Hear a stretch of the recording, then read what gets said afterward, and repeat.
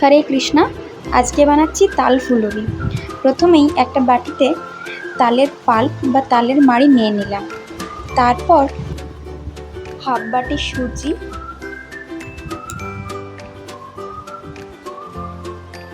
Half বাটি চিনি,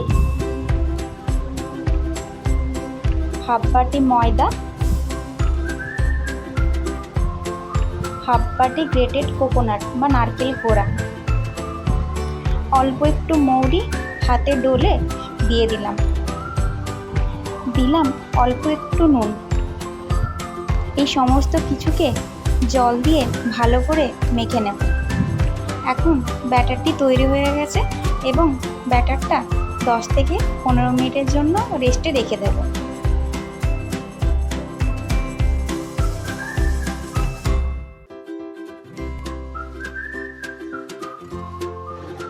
এরপর কড়াইতে তেল গরম করে তার মধ্যে ছোট ছোট করে বলের আকারে ছেড়ে দিলেই তৈরি হয়ে যাবে তালের ফুলুরি বা তাল ফুলুরি।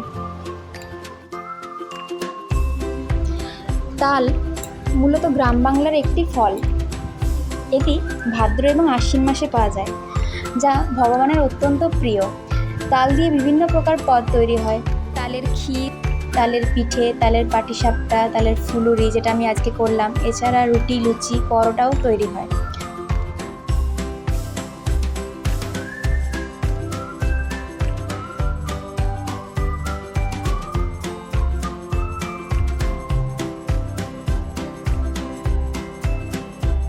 ফুলুরিগুলি বাইরে থেকে ক্রিস্পি এবং ভিতর থেকে বেশ নরম হয়েছিল।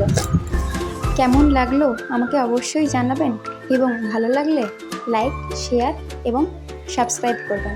সবাই খুব ভালো থাকবেন। হরে কৃষ্ণা।